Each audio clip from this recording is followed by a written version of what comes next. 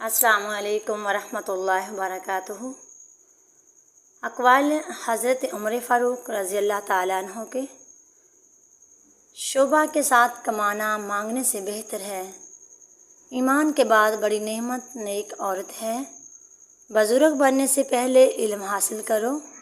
جو آدمی خود کو عالم کہے وہ جاہل ہے، اور جو خود کو جنتی کہے وہ جہنمی ہے۔ سلام کرنا مجلس میں دوسروں کے لیے جگہ چھوڑنا اور مخاطب کو بہترین نام سے پکارنا محبت بڑھانا ہے۔ تم نے لوگوں کو اپنا غلام کیوں بنا لیا، حالانکہ ماؤں نے تو انہیں آزاد جانا تھا۔ خشوع اور خضوع کا تعلق دل سے ہے، نہ کہ ظاہری حالت سے۔ خدا تعالیٰ اس شخص پر رحمت فرمائے جو مجھے ایوب سے آگاہ کرتا ہے۔ بدخو کی دوستی سے اعتراض لازم ہے، کیونکہ اگر بھلائی بھی کرنا چاہتا ہے تو بھی اس سے برائی سرزد ہو جاتی ہے۔ طالب دنیا کو علم بڑھانا رہزن کے ہاتھ میں تلوار دینے کے مترادف ہے۔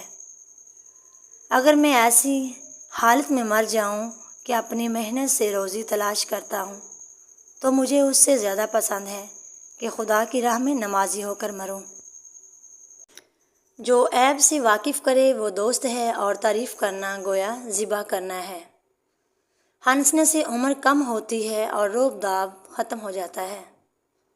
نیکی کے عوض نیکی حق ادائیگی ہے، اور بدی کے عوض نیکی احسان ہے۔ کم بولنا حکمت، کم کھانا صحت، کم سونا عبادت، اور عوام سے کم ملنا عافیت ہے۔ بڑھاپے میں پہلے جوانی اور موت سے پہلے بڑھاپا غنیمت شمار کر۔ راگ اور نوحہ دو بدترین آوازیں ہیں۔ ہم حرام کے خوف سے 9 حصے حلال بھی ترک کر دیتے ہیں۔ عزت دنیا مال سے ہے، اور عزت آخرت اعمال سے ہے۔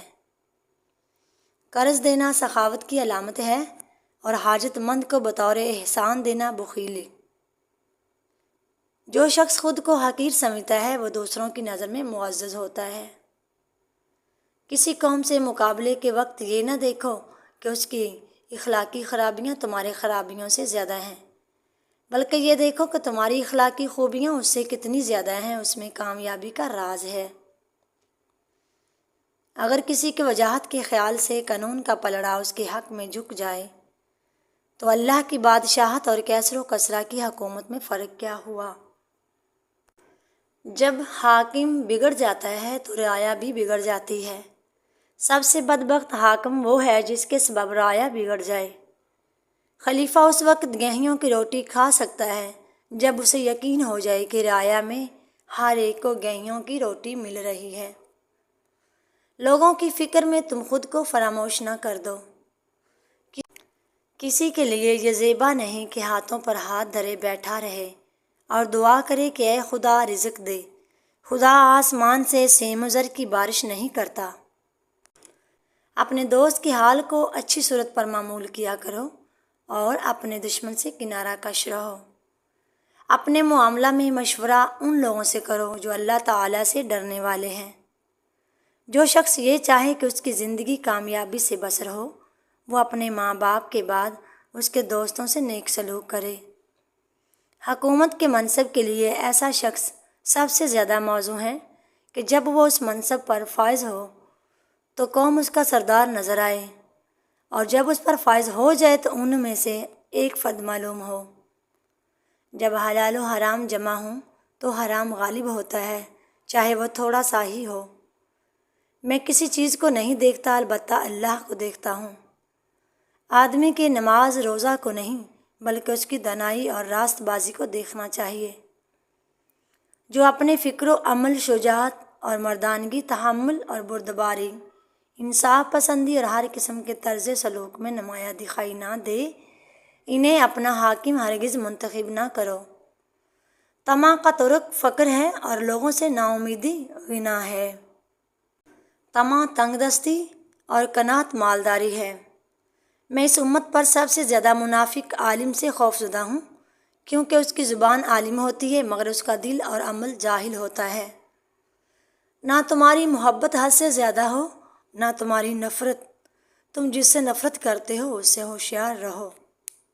مجھے سائل کے سوال سے اس کی عقل کا اندازہ ہو جاتا ہے۔ دولت سر اونچا کیے بغیر نہیں رہتی۔ جو شخص برائی سے آگاہ نہیں وہ ضرور اس میں گرفتار ہوگا۔ مجھے وہ آدمی پسند ہے جو میرے نقائص بتائے۔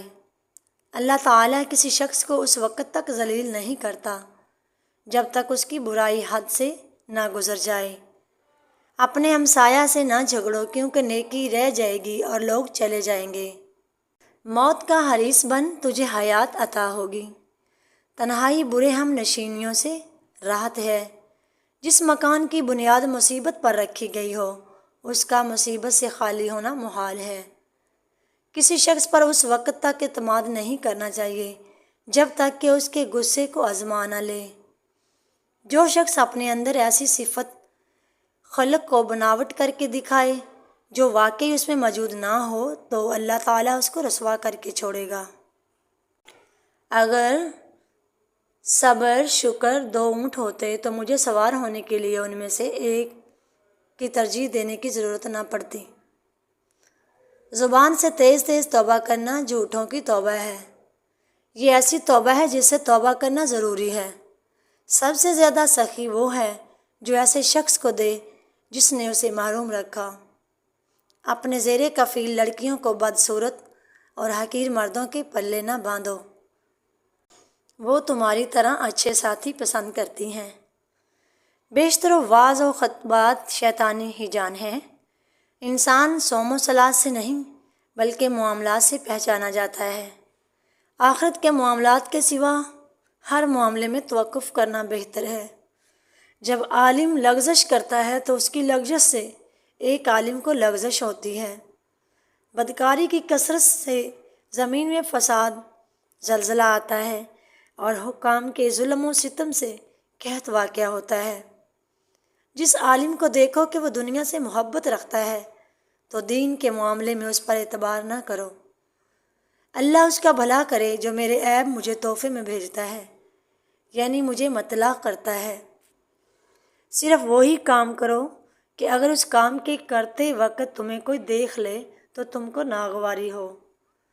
جو شخص خود کو مقام تہمت سے الگ نہیں رکھتا وہ بدگمانی کرنے والوں پر ملامت نہ کرے۔